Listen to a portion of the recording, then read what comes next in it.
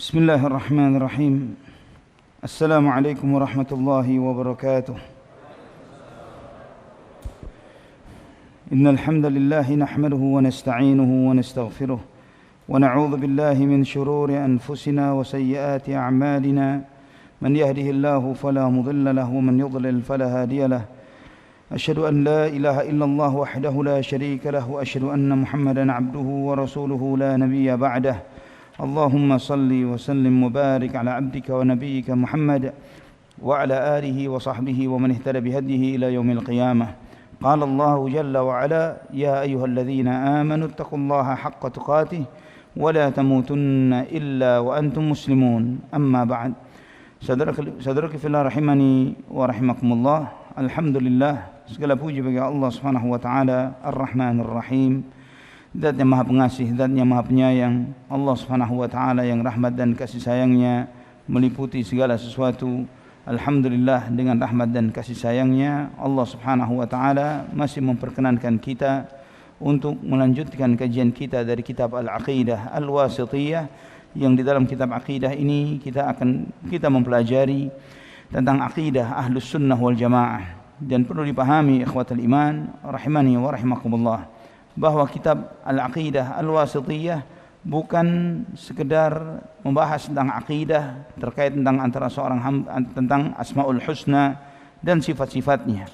Walaupun hal ini memiliki porsi yang sangat banyak di dalam Al-Aqidah Al-Wasithiyah, karena memang inilah yang menjadi permasalahan di antara permasalahan antara kita Ahlus Sunnah wal Jamaah dengan di luar Ahlus Sunnah wal Jamaah, baik kelompok Jahmiyah, Mu'attilah maupun kalangan Musyabbihah dan Mumatsilah. Yaitu kelompok Jahmiyah yang menolak sifat-sifat Allah Subhanahu wa taala, atau Musyabbihah, Mumatsilah, yaitu mereka-mereka yang menyerupakan Allah Subhanahu wa taala dengan makhluknya. Dan kita Ahlus Sunnah wal Jamaah tidak menolak sifat-sifat Allah Subhanahu wa taala dan tidak berlebihan di dalam menetapkan sifat-sifat Allah sampai menyerupakan sifat Allah Subhanahu wa taala dengan makhluknya. Namun kita menetapkan apa yang Allah Subhanahu wa taala tetapkan di dalam Al-Qur'an.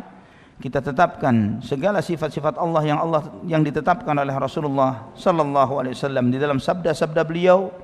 Dan di dalam menetapkan hal ini, kita tetapkan segala sifat itu sesuai dengan kemahaagungan dan kemahamuliaan Allah Subhanahu wa taala dan tidak serupa dengan makhluknya. Pembahasan kita terakhir ikhwatal iman adalah tentang sifat makar, sifat kaid dan sifat mihal, yaitu sifat makar dan tipu daya.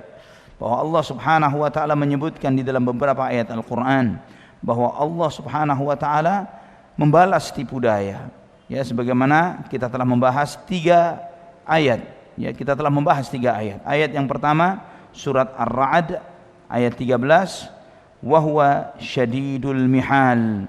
Dan Allah Subhanahu wa taala maha keras pembalasannya, maha keras tipu dayanya. Telah kita bahas pembahasan akan hal ini. Juga kita telah membahas surat Ali Imran ayat 54, wa makaru wa makarallahu wallahu khairul makirin.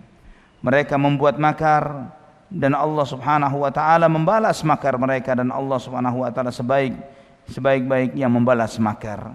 Ini terkait tentang makarnya orang-orang Yahudi ketika ingin membunuh dan menangkap serta menyalib Nabiullah Isa ibnu Maryam alaihi salam.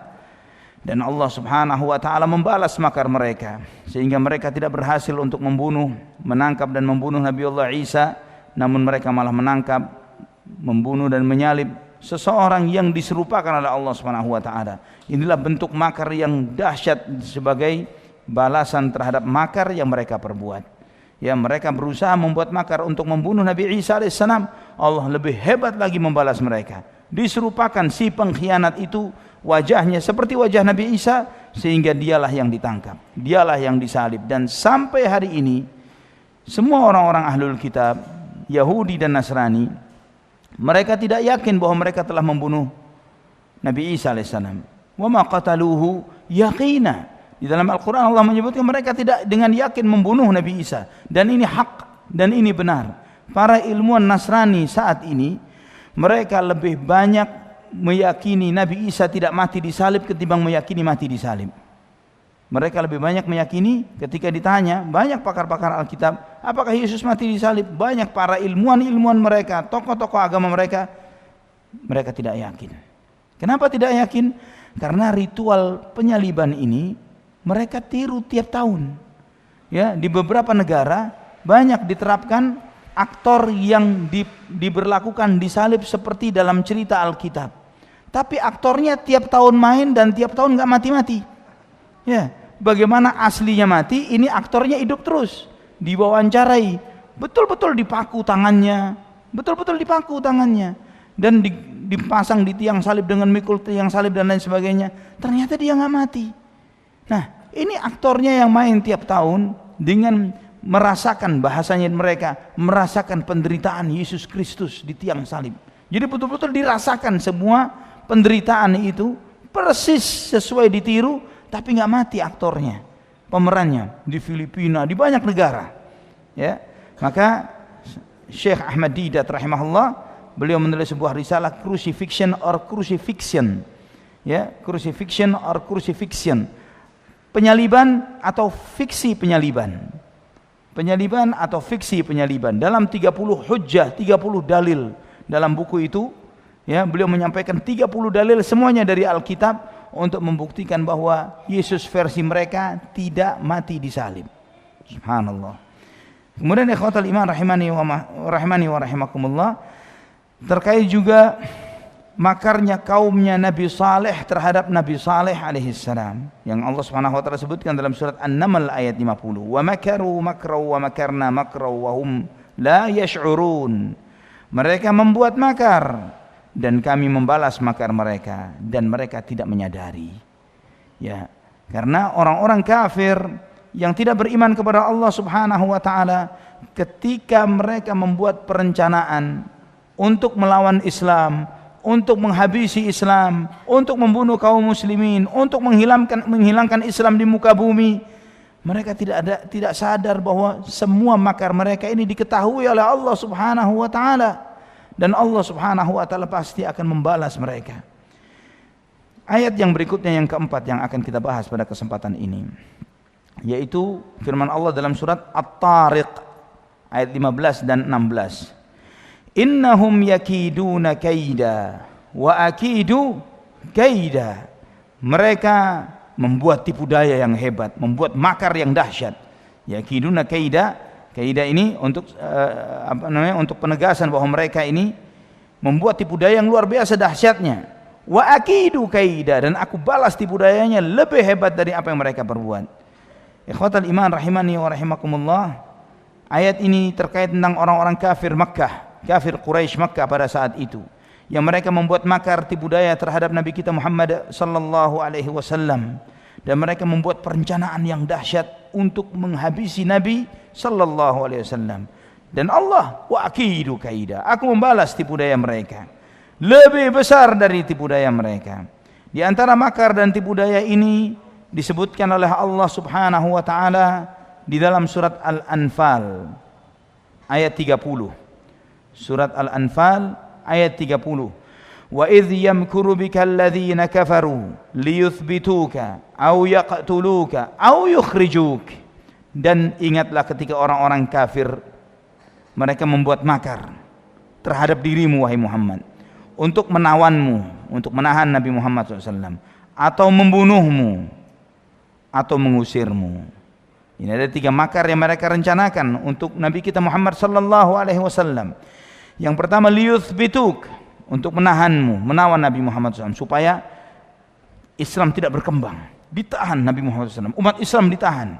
Itulah di antara makar kenapa ketika ada yang hijrah dijemput oleh mereka, suruh balik ke Habasyah, dijemput oleh Amr bin al-As dan yang lainnya. Jangan sampai Islam itu menyebar ke sana sini, supaya ya sudah, lebih baik mereka membuat kerusakan, bahasanya orang-orang Quraisy, kafir Quraisy membuat kerusakan di depan mata kita. Ya, kita lihat, kita amati, kita siksa dan lain sebagainya, tapi jangan sampai di luar Quraisy jadi muslim. Ini di antara makarnya. Nabi Muhammad SAW pun termasuk di dalam objek makar mereka. Aw yaqtuluk, membunuh Nabi Muhammad SAW. Ini di antara makar mereka. Aw yukhrijuk, mengusir sejauh-jauhnya. Ini di antara makar mereka. Dan ini ikhwatal iman, makar ini jika antum membaca dalam kitab-kitab sirah, mereka membuat musyawarah. Ketika sudah begitu dahsyatnya dakwah Islam tidak bisa dibendung, maka mereka bermusyawarah, dan pada saat itu muncullah iblis laknatullah alaih dalam sosok seorang kakek tua dari suku dari Najd. Iblis ini datang dan mereka bermusyawarah. Ada yang mengusulkan diusir begini begitu dan lain sebagainya. Akhirnya iblis mengusulkan dengan sosok kakek tua ini, ada ide yang menarik. Karena jika yang mengambil langkah membunuh Muhammad adalah salah seorang dari kalian, Bani Hashim tidak akan diam. Bani Hashim yang tidak beriman kepada Muhammad pun akan melawan kalian. Namun bagaimana jika masing-masing suku mengutus utusannya, pemuda-pemudanya, yang masing-masing pemuda ini dengan pedangnya masing-masing, dan mereka bersepakat untuk bareng-bareng nusuk Nabi Muhammad SAW. Jadi kalau yang membunuh adalah semua suku-suku Quraisy, Bani Hashim tidak bisa melawan semua, mustahil. Ya, paling idenya sederhana, kita bayar diyahnya saja, bayar dendanya saja, dan Bani Hashim tidak akan bisa protes. Ini di antara makarnya orang-orang Quraisy pada saat itu, dapat ide dari iblis laknatullah alaih. Ikhwatal iman rahimani wa rahimakumullah. Akhirnya mereka menerima ide ini, ide paling bagus ini, ide yang paling bisa diterima supaya menghabisi Nabi Muhammad sallallahu alaihi wa ala alihi wa sahbihi wasallam. Maka mereka pun sepakat. Pada malam yang telah ditentukan, mereka dengan senjatanya masing-masing berangkat ke rumah Rasulullah sallallahu alaihi wa ala alihi wa sahbihi wasallam. Mereka membuat makar, dan Allah Subhanahu wa taala membalas makar mereka dengan jauh lebih dahsyat. Allah berfirman di ayat ini di surat Al-Anfal ayat 30, wa yamkuruna wa yamkurullah wallahu khairul makirin. Mereka membuat makar dan Allah membalas makar mereka, dan Allah Subhanahu wa taala sebaik-baik yang membalas makar mereka. Maka apakah mereka menemui Nabi sallallahu alaihi wasallam? Mereka tidak menemui Nabi sallallahu alaihi wasallam. Dengan senjatanya mereka yang menunggu Nabi Muhammad sallallahu alaihi wasallam di depan rumahnya. Ya, Nabi dengan enaknya keluar dari rumah. Mereka tidak melihat Rasulullah sallallahu alaihi wasallam. Tidak cukup Nabi sallallahu alaihi wasallam keluar dari rumah. Apa yang dilakukan oleh Nabi?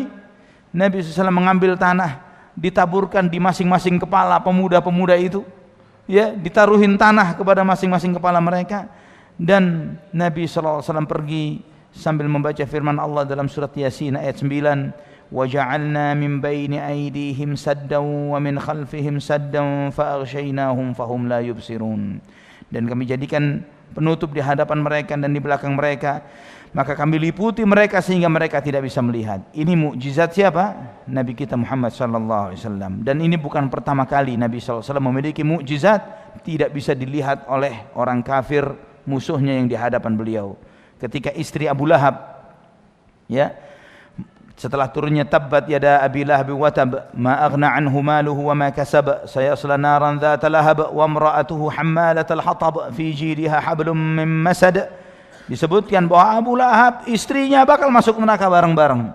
Maka istrinya Abu Lahab, Ummu Jamil, marah, dia ngambil batu, dia cari Nabi Muhammad SAW. Dan Ummu Jamil ini jahat lisannya, suka mencela dan menghina Nabi Muhammad SAW. Dia cari Rasulullah SAW dan kemudian dia mendatangi Masjidil Haram, mendatangi Ka'bah, karena Nabi SAW biasanya di situ. Dan Nabi SAW sedang duduk dengan Abu Bakar radhiyallahu an. Abu Bakar melihat dari jauh Ummu Jamil dengan mukanya yang marah dan memegang batu. Ya Rasulullah, perempuan jahat ini datang menghampiri kita. Ya Rasulullah, biarlah saya menghadapi minggir. Kata Nabi SAW, tenang, dia tidak akan melihatku. Tidak akan melihatku. Maka sampai di depan Abu Bakar As-Siddiq radhiyallahu an. Dia bertanya, "Wahai Abu Bakar, mana temanmu? Dia telah membuat bait-bait syair untuk menghinaku." Ya, hajani. Innahu qad hajani, kata Ummu Jamil. Dia telah membuat bait-bait syair yang menghinaku karena dia tidak beriman dengan Al-Qur'an. Dikiranya tabbat yada abi lahab wa tab adalah bait-bait syair. Maka Abu Bakar mengatakan, "Wallahi ma hajak." Demi Allah, saya tahu Nabi Muhammad tidak pernah membuat bait syair untuk menghinamu. Karena Al-Qur'an memang bukan syair, kalamullah azza wa jal. Dan itu terbukti ikhwatal iman, sampai mati Abu Lahab tidak beriman. Ya. Bagaimana jika misalnya surat ini adalah karangan Nabi Muhammad, Abu Lahab bisa saja pura-pura Islam. Ya. Abu Lahab pura-pura Islam, batal surat Tabbat. Namun itu tidak terjadi. Sampai matinya Abu Lahab mati kafir. Demikian pula istrinya. Saya selanaran dzata lahab. Dia akan masuk ke dalam api yang menyala-nyala. Dan di situ Ummu Jamil tidak melihat Rasulullah SAW. Maka ketika dia pergi, Abu Bakar mengatakan, "Ya Rasulullah, dia tidak melihatmu. Tidak melihatmu." Kata Nabi SAW, "Ada malaikat yang menutupkan sayapnya sehingga dia tidak bisa melihatku. Ada malaikat yang menutupkan sayapnya dariku sehingga dia tidak bisa melihatku," kata Nabi sallallahu alaihi wasallam. Ikhwatal iman rahimani wa rahimakumullah. Dan Nabi SAW pergi meninggalkan mereka dan mereka tidak menyadari. Sudah jauh baru mereka sadar. Ketika masuk mereka ke dalam rumah Nabi SAW, siapa yang mereka temui? Ali bin Abi Thalib radhiyallahu an. Ya, yang diperintahkan oleh Nabi untuk berada di tempat tidur Rasulullah sallallahu alaihi wasallam. Ini kisah ini orang Syiah percaya tidak? Percaya. Dia percaya, orang Syiah percaya. Wah, Haidar, Ali, singa. Ya. Tapi lucunya, yang Ali bin Abi Thalib di masa mudanya, dia mau menjadi tameng hidupnya Rasulullah sallallahu alaihi wasallam, tapi bagi orang-orang Syiah, kemudian ketika dia dewasa, telah memiliki istri, telah memiliki anak, menjadi manusia yang paling pengecut di mata orang Syiah. Ya, ketika wafatnya Nabi SAW, versinya Syiah, mereka mengarang cerita bahwa rumahnya digedor oleh Umar bin Khattab, yang nahan pintu Fatimah. Alinya kemana? Sampai Fatimah jatuh radhiyallahu anha keguguran, bayinya keguguran, dan kemudian dipaksa untuk menyerahkan khilafah kepada Abu Bakar. Ini hayalan orang-orang Syiah. Ya, mereka menggambarkan Ali bin Abi Thalib yang menurut versi mereka menerima wasiat khilafah, ya, menerima wasiat khilafah dari Rasulullah SAW dengan pengecutnya menyerahkan begitu saja dan bahkan berlindung di belakang istrinya. Allahul musta'an. Di masa mudanya Haidar Ali bin Abi Thalib jadi tameng hidupnya Rasulullah sallallahu alaihi wasallam di perang Khaybar dan yang lainnya. Allahu akbar. Hadza huwa Syiah. Maka Syekhul Islam Ibnu Taimiyah rahimahullah di dalam kitab Minhajus Sunnah Nabawiyah beliau mengatakan, tidak ada manusia paling dungu dan tolol dan bodoh seperti orang Syiah. Namun seringkali ketika orang-orang awamnya Ahlus Sunnah berdiskusi dengan orang-orang Syiah, kita tidak ngerti sejarah. Jadi kesannya mereka jago ngomong, ya, jago debat, jago menyampaikan argumen, bagaimana mereka mengolah kata-kata dan sebagainya. Padahal bukan karena jago debat, argumen dan lain sebagainya, karena mereka tidak punya data. Hasan jangan di sini, Hasan belakang. Ya, karena kitanya tidak belajar. Jika kita tahu sirah para sahabat, sirah khulafaur rasyidin, maka kita dengan gampangnya membantah syubhat-syubhat mereka. Ikhwatal iman rahimani wa rahimakumullah. Allah Subhanahu wa taala berfirman dalam surat At-Tariq ayat 15 dan 16 ini, yakiduna kaida wa akidu kaida. Mereka membuat tipu daya dan saya membalas tipu daya mereka. Kaida dengan nakirah di sini menunjukkan ta'zim, bahwa mereka membuat tipu daya yang besar. Mereka membuat tipu daya yang besar, dan Allah Subhanahu wa taala lebih besar di dalam membalas tipu daya mereka. Ikhwatal iman rahimani wa rahimakumullah. Demikianlah Allah Subhanahu wa taala selalu membalas atau selalu membela siapa-siapa yang membela agamanya dengan tipu daya yang maha dahsyat dari Allah Subhanahu wa taala. Orang-orang kafir, mereka-mereka yang menentang dakwah, mereka-mereka yang menentang Rasulullah sallallahu alaihi wasallam, ketika mereka membuat makar begini dan begitu dan yang lain sebagainya, mereka tidak sadar bahwa Allah Subhanahu wa taala Maha tahu dan pasti membalas makar mereka. Asal kitanya beriman, kitanya bertakwa. Ketika kita sibuk mengandalkan kepintaran, mengandalkan strategi, rencana, tidak mengandalkan takwa dan kesabaran, maka kita akan kemakan dengan tipu daya mereka. Antum di dalam membaca sejarah ikhwatal iman, sejarah Islam, bagaimana Allah Subhanahu wa taala menghancurkan musuh-musuh Islam dengan begitu mudahnya. Mongol, pasukan Mongol ini ketika masuk ke dalam pemerintahan negara-negara kaum muslimin, pasukan umat Islam yang pada saat itu sudah bergelimangan dengan dunia tidak bisa menghadapi pasukan Mongol. Semuanya kalah. Baghdad jadi lautan darah, kitab-kitab dihancurkan dan yang lain sebagainya. Tapi bagaimana Allah Subhanahu wa taala menghabiskan pasukan Mongol ini? Subhanallah, anaknya masuk Islam. Masuk Islam, menyiapkan pasukannya sendiri menghadapi kaumnya sendiri.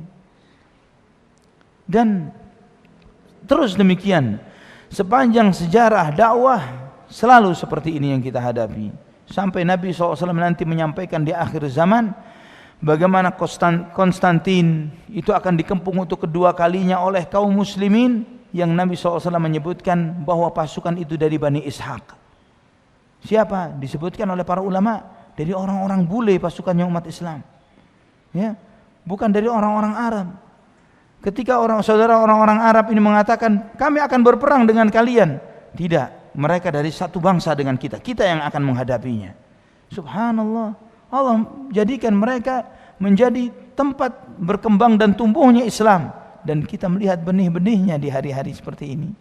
Ya, bagaimana Islam tumbuh dengan luar biasanya di Eropa, di Amerika dan yang lain sebagainya. Mereka boleh membuat makar dan tipu daya, Allah Subhanahu wa taala akan membalas dengan lebih dahsyat dari yang tidak mereka duga-duga.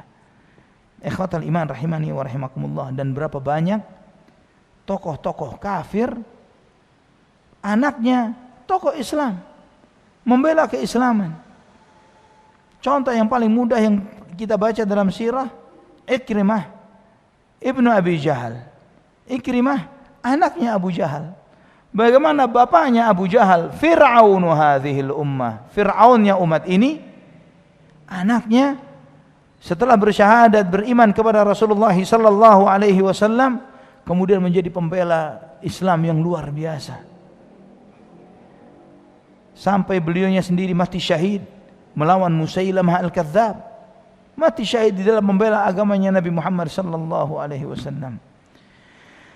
Demikian pula ketika Allah Subhanahu wa taala menceritakan tentang Nabi Yusuf dalam surat Yusuf ayat 76, kadzalika kidna li Yusuf, dan demikianlah kami membuat makar untuk Nabi Yusuf. Ya, bagaimana Allah membuat makar untuk memuliakan Nabi Yusuf. Lawan-lawannya Nabi Yusuf pada saat itu awalnya adalah saudara-saudara kandungnya sendiri. Upaya saudara-saudaranya ini tujuannya adalah untuk membuat mereka lebih dicintai oleh ayahnya ketimbang Nabi Yusuf yang lebih dicintai daripada mereka. Maka mereka membuang jauh-jauh Nabi Yusuf. Demikian pula ketika Nabi Yusuf dipenjarakan, tujuannya untuk apa? Dihinakan, untuk direndahkan. Ya, namun apa yang terjadi? Mutiara tetap mutiara, walaupun ditaruh di dalam kubangan mutiara, ya tidak akan berubah. Nabi Yusuf alaihissalam walaupun ditaruh di dalam penjara, tapi setelah dikeluarkan dari penjara Allah muliakan semulia-mulianya.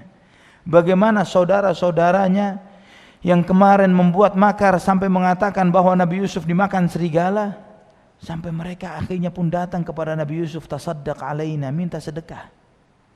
Minta sedekah kepada Nabi Yusuf. Betapa malunya mereka ketika mereka tahu inilah Yusuf yang mereka buang dahulu. Subhanallah.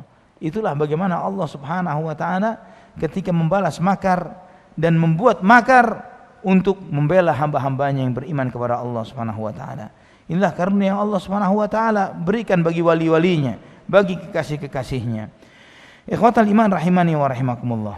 Jika kita ditanya apa itu arti makar? Arti makar adalah menguasai lawan tanpa disadari oleh lawan tersebut. Ya, menguasai lawan dengan cara-cara tertentu yang tanpa disadari oleh lawan. Ini definisi makar. Maka karena makar itu definisinya seperti ini, jika ditempatkan pada tempatnya itu mulia. Ditempatkan pada tempatnya itu adalah sifat yang mulia. Namun jika ditempatkan bukan pada tempatnya adalah sifat yang tercela. Ya, seseorang yang digelari dengan ini jago membuat makar. Ya, ini jika orang seperti ini negatif karena licik. Setiap perdagangannya licik, setiap pertemanannya licik, ya, jago membuat makar. Ini negatif.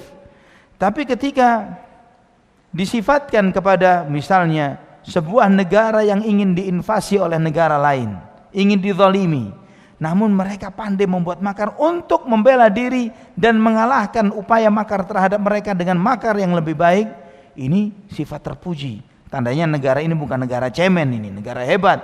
Ya, mau dijatuhkan, mau dikalahkan, malah membalas dengan yang lebih hebat. Ini terpuji. Masya Allah, hebat. Dia mau dikalahkan, mau dizalimi, ternyata dia malah mulia dan terhormat. Ini yang dinisbatkan kepada Allah Subhanahu wa taala. Wa akidu kaida, aku membuat makar, membalas tipu daya, adalah kita sifatkan bagi Allah pada makna yang terpuji, bukan pada makna yang tercela. Contoh dalam sirah ikhwatal iman, Ali bin Abi Thalib radhiyallahu an ketika perang tanding, ya, perang tanding dengan Amr ibn Wud. Perang tanding ini di masa Nabi SAW ketika perang Badar, perang Uhud selalu diawali dengan perang tanding. Tujuannya apa? Yang menang itu atau yang kalah merasa ciut nyalinya karena jagoannya kalah. Ya, karena jagoannya kalah, maka selalu diawali dengan perang tanding seperti ini. Ketika Amr ibn Wud maju ke depan dan Ali bin Abi Thalib maju ke depan, ya, Ali bin Abi Thalib mengatakan, saya ini maju ke depan ini bukan untuk melawan dua orang. Dikiranya Amr ibn Wud adalah yang maju bukan dia sendiri, ada temannya. Ketika dia menoleh ke belakang, Ali maju dan menebas kakinya. Ya, karena memang dalam peperangan itu al-harbu khid'ah, bahwa peperangan itu penuh dengan makar dan tipu daya karena konteksnya perang. Ya, konteksnya perang. Bukan dalam konteks damai kemudian kita iseng-iseng menzalimi, membuat makar terhadap saudara kita sesama muslim atau orang-orang kafir yang ada komitmen damai antara kita dengan mereka, kemudian membuat rencana membunuh mereka, merusak bangunan mereka, menghancurkan mereka. Ini sifat tercela dan zalim. Ya, sifat tercela dan zalim yang tidak dibenarkan di dalam Islam. Ikhwatal iman rahimani wa rahimakumullah. Dan makar atau kaid, ya, wa akidu kaida dengan kata kaid, wa makaru wa makarallah dengan kata makar. Ini adalah sifat fi'liyah. Ya, sifat fi'liyah artinya dikaitkan dengan kehendak Allah Subhanahu wa taala. Dikaitkan dengan kehendak Allah Subhanahu wa taala. Karena sifat ini dikaitkan dengan kehendak Allah Subhanahu wa taala dan juga kita mengetahui makar mengandung dua makna positif dan negatifnya, maka kita sifatkan Allah Subhanahu wa taala dengan sifat ini pada makna yang positifnya, tidak pada makna yang negatifnya. Ya, pada penyifatan yang terpuji bagi Allah Subhanahu wa taala. Karena ketika ada orang-orang kafir membuat makar dan kita diam, dizalimi, dia habis dan tidak bisa membalas, ini menunjukkan sifat terpuji atau tercela? Tercela, lemah, menunjukkan sifat lemah. Ya, tapi ketika mereka melakukan hal itu dan Allah balas dengan yang lebih baik dan bahkan sebaliknya mereka malah beriman kepada Allah Subhanahu wa taala, ini sifat yang terpuji dan juga sekaligus sebagai bentuk kemahaadilan Allah Subhanahu wa taala. Allah Maha Adil di dalam membalas mereka sesuai dengan apa yang mereka perbuat. Maka ikhwatal iman rahimani wa rahimakumullah,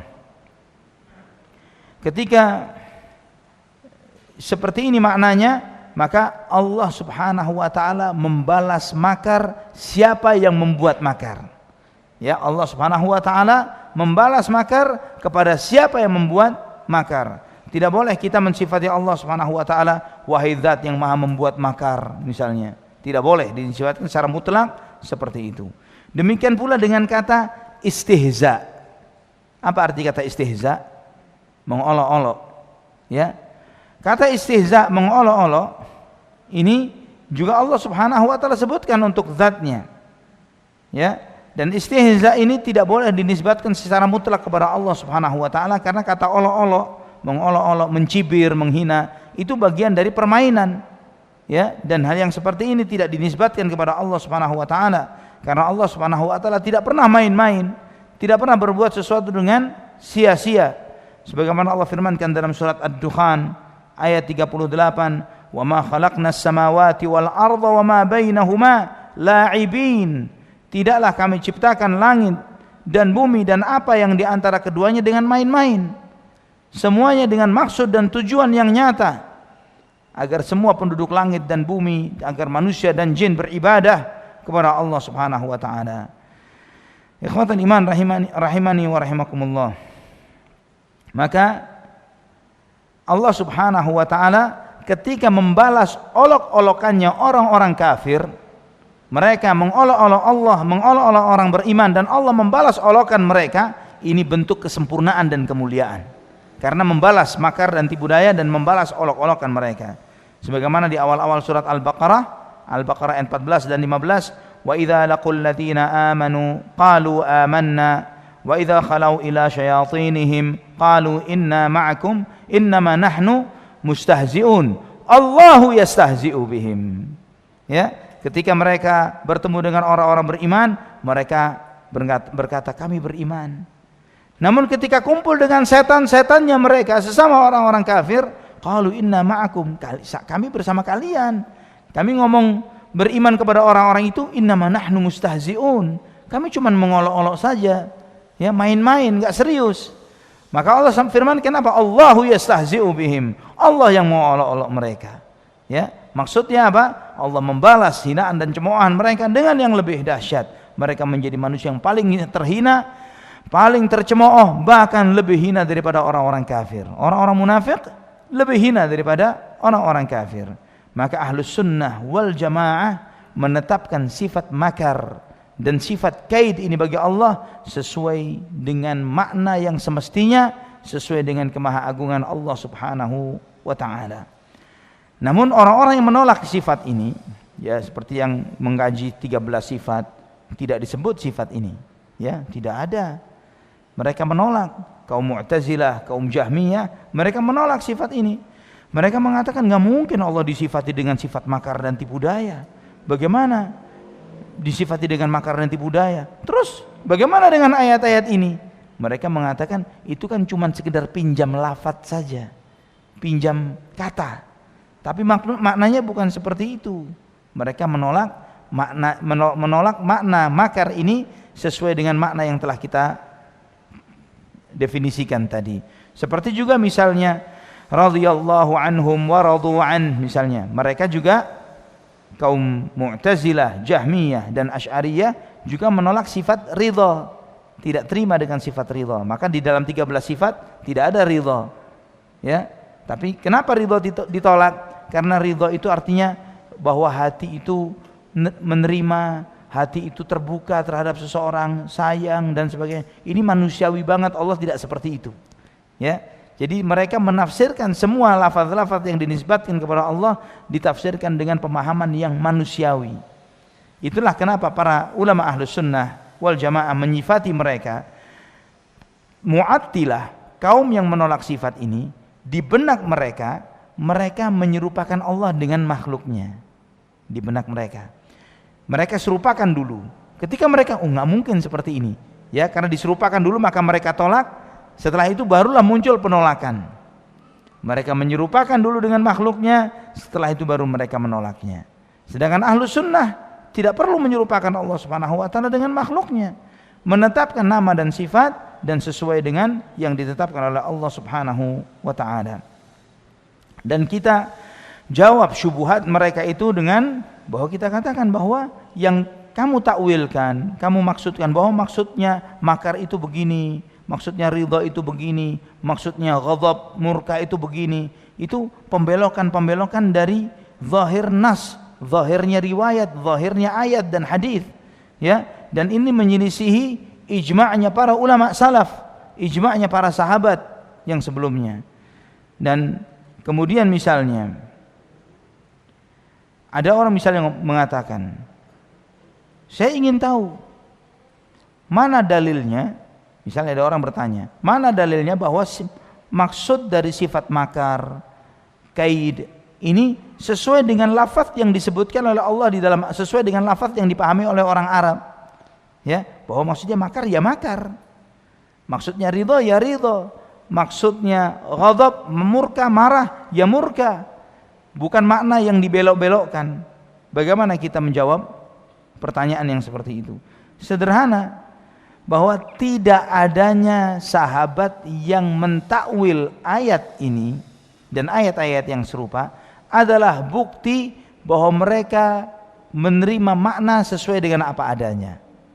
Jelas ya, bahwa para sahabat mereka baca Quran, mereka membaca ayat-ayat ini. Wa yakiduna kaida wa akidu kaida. Mereka baca ayat ini. Kalau mereka memahami makna ayat ini tidak seperti yang Allah firmankan secara lafaznya, pasti mereka akan mentakwilkan, dan takwil itu akan disampaikan oleh para ulama. Abu Bakar mengatakan makna ayat ini bukan kait, bukan artinya makar, bukan tipu daya, tapi maksudnya adalah begini dan begitu. Umar akan mengatakan seperti ini, Uthman, Ali, Ibnu Mas'ud, Ibnu Umar, Ibnu Abbas dan yang lain sebagainya, para ulama-ulama dari kalangan para sahabat. Namun tidak adanya riwayat bahwa mereka membelokkan makna dari yang semestinya, menunjukkan bahwa inilah ijma'nya para sahabat. Ya, inilah menunjukkan bahwa mereka ijma' akan hal ini.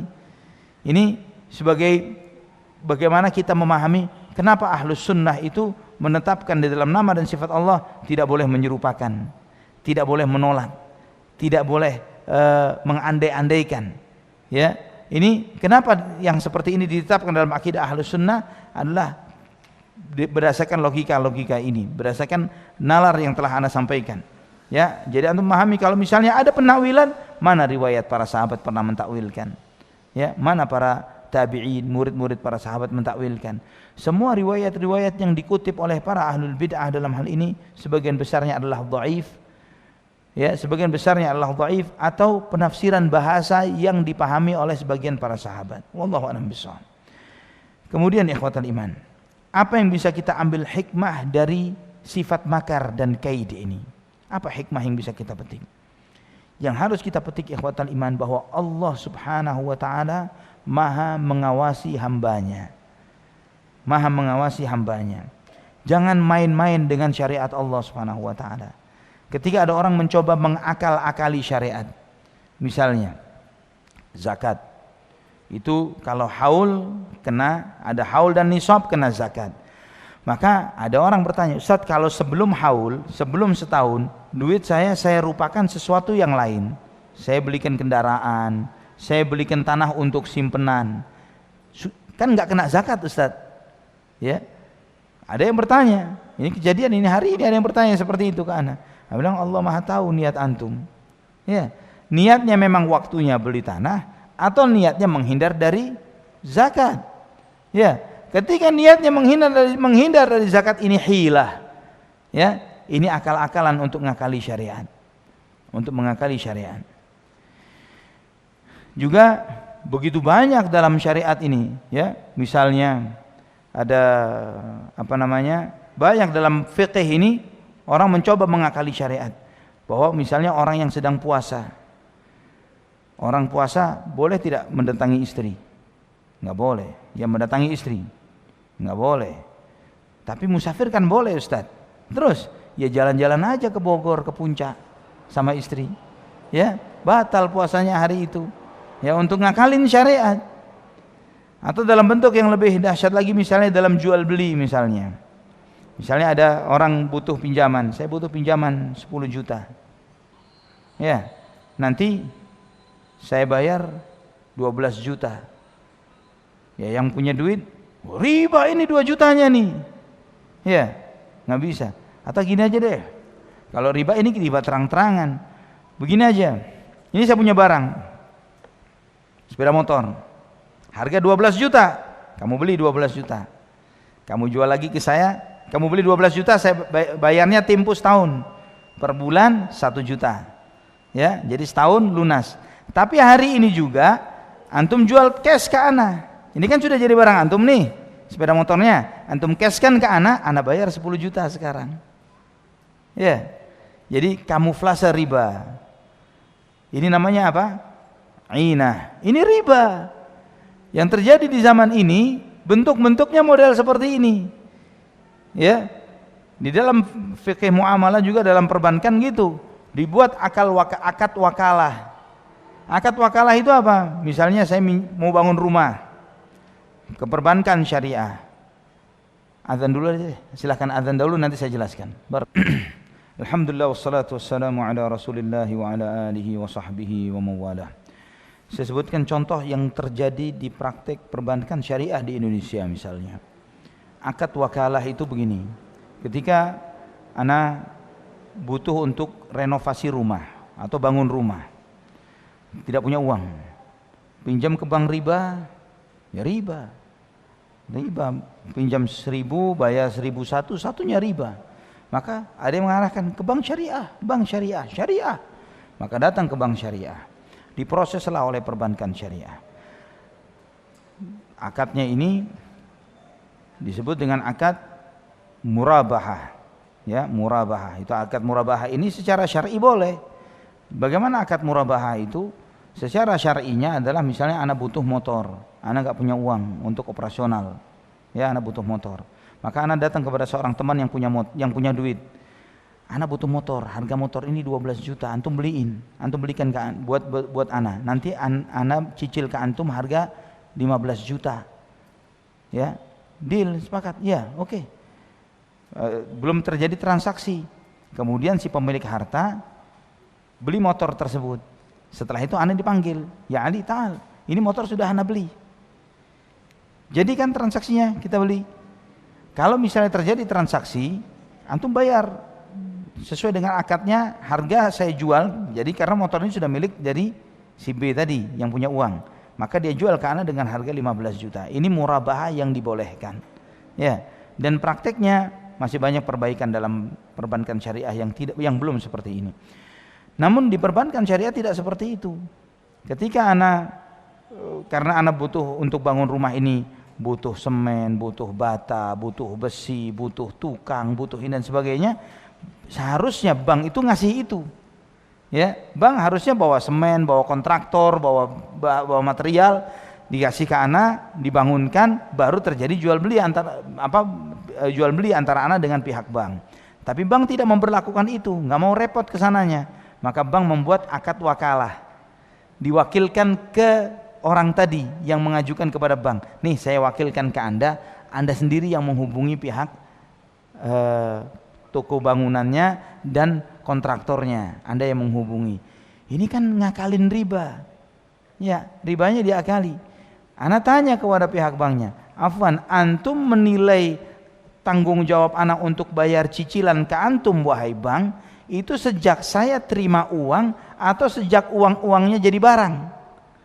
Yang mana? Sejak terima uang, karena bank nggak mau tahu pindah dari rekening bank ke rekening ana, sejak tanggal itu ana kena beban, kan begitu? Nggak bakalan mau tahu. Ini loh, saya 2 bulan belum beli barang, saya masih repot, masih sibuk, keluarga masih ada yang kena pandemi, nggak peduli. Sudah 2 bulan ada tanggung jawab. Riba, cuman dikamuflase. Itulah kenapa alhamdulillah banyak ustaz-ustaz kita dari Dewan Fatwa di antaranya ada Ustaz Irwandi hafizahullah, Ustaz Arifin Badri hafizahullah dan yang lainnya, mereka banyak melakukan perbaikan akad ini. Dan alhamdulillahnya juga lembaga perbankan syariah Indonesia juga welcome, menerima akan hal ini. Mau, ya banyak perbankan syariah yang mau memperbaiki akadnya. Ya alhamdulillah, ana juga kan main di dunia properti dan minta ketika mau terjadi akad, ana minta, saya tidak mau dengan akad ini, saya minta dihapus, ini dirubah dengan ini dengan itu. Ya, konsultasi dengan ustaz-ustaz yang tadi ana sebut. Bagaimana untuk merubah akad ini sesuai dengan syariahnya. Ketika sesuai syariah, bismillah halal. Ya, selama sesuai syar'i halal. Nah, contoh yang lainnya yang juga sering terjadi di dalam pernikahan. Ketika ada seorang suami doyan mengatakan kata talak kepada istrinya, tiba-tiba sudah jatuh yang ketiga, bain. Bagaimana? Masih saling sayang. Apa yang harus dilakukan? Cari orang untuk ngawinin istrinya. Ya, muhallil. Ya, cari orang untuk ngawinin istrinya, nanti kamu cerai. Biar dia bisa masuk lagi. Ya, dia akalin syariat ini. Ini hati-hati. Ya, cara yang seperti ini adalah hilah, ngakalin syariat. Membuat makar untuk membelok-belokkan syariat Allah. Apa kalian kira bahwa Allah tidak tahu? Apa dikiranya Allah tidak tahu? Allah Maha tahu. Allah Maha tahu akan rencana makar tipu daya yang diperbuat oleh sebagian orang untuk mengakali syariat, supaya tidak sholat misalnya, supaya tidak membayar zakat misalnya, supaya membuat kamuflase pinjam meminjam ribanya ini supaya kelihatan tidak riba misalnya. Kalau dibuat seperti ini, insya Allah nggak riba nih, ini begini nggak riba nih, ya dia akal-akalin supaya samar dan kabur halal dan haram itu. Allah Subhanahu wa taala Maha tahu akan hal ini. Ya, hati-hati dengan makar-makar dan hilah-hilah terhadap syariat, karena Allah pasti akan membalas. Ya, pasti akan balas. Nah, itu yang harus kita waspadai. Wallahu a'lam bishawab. Ini ikhwatal iman, ada satu pertanyaan sebelum kita melaksanakan salat Isya. Allah barik fiik. Mohon penjelasan tentang hukum rokok. Doakan teman-teman kami Ustaz agar berhenti merokok. Kami mencintai karena Allah. Barakallahu fiik. Nah, kenapa bertanya tentang hukum rokok? Hukum rokok ini jelas. Tapi yang pernah seringkali Anda sampaikan, ada seorang syekh di Mesir, rahimahullah, sudah wafat. Dia ditanya tentang hukum rokok, dan ini seringkali Anda ulang-ulang juga. Ketika ditanya tentang hukum rokok, dia mengatakan, dia memberi analogi begini. Menurut Anda bagaimana dengan seseorang yang dia pulang ke rumahnya, dia bawa bensin, dia siram rumahnya dengan bensin, dia bakar. Apa komentar Anda tentang orang itu? Ya, ini sakit jiwa, orang gila. Rumahnya sendiri dibakar. Padahal rumah yang dibakar ini bisa dibangun lagi. Bagaimana dengan orang yang merusak paru-parunya sendiri, pakai duitnya sendiri? Ya, sudah disampaikan dari ujung sampai ujung, racun. Ini begini, ini begitu dan lain sebagainya, racun. Dan subhanallah ikhwatal iman, waktu belum lama ini juga disingkap bahwa berita-berita nasional menyampaikan produsen rokok itu filternya import. Dan ternyata untuk proses pembuatan filter rokok wajib pakai darah babi. Ini berita nasional. Jadi berita nasional heboh beberapa tahun yang lalu. Si perokok enak pakai rokok apa? Rokok kretek ya. Ya yang tanpa filter apa namanya? Enak pakai rokok kretek, nggak ada babinya kata dia. Ya, diakalin sama dia. Jadi yang nggak pakai filter. Ya, ada saja caranya untuk menghindar dari apa yang diharamkan. Sedangkan jelas kaidah dasar yang disampaikan oleh Nabi SAW, la darar wala dirar. Tidak boleh membahayakan diri sendiri dan tidak boleh membahayakan orang lain. Membahayakan diri sendiri tidak boleh, membahayakan orang lain tidak boleh. Wala tulqu bi aidikum ila tahlukah. Janganlah kamu menjerumuskan dirimu kepada kebinasaan. Dan sepakat, juga seringkali memberikan perumpamaan bahwa mengenai madaratnya rokok, ini sepakat semua agama di dunia. Ya, rokok made in Indonesia sama rokok produksi USA Amerika sama, ada notifikasi menjelaskan tentang bahaya rokok. Semuanya sama. Jadi ada ijma kebersamaan antara semua agama, rokok itu madarat dan berbahaya. Kalau kita bicara kepada non muslim tentang bahaya khamr, ada khilaf. Ya, antara kita dengan non muslim. Ya, tentang babi khilaf. Tapi bicara rokok berbahaya, ijma. Ya, artinya mana yang lebih berbahaya ini? Ya, subhanallah. Dan kenyataannya juga, silakan antum cari beritanya bahwa tentang pemilik pabrik rokok di negara ini dan di luar negeri. Pemilik pabrik rokok di negeri ini dan di luar negeri pernah diwawancarai, Anda dan keluarga Anda merokok tidak? Jawabannya tidak. Tidak.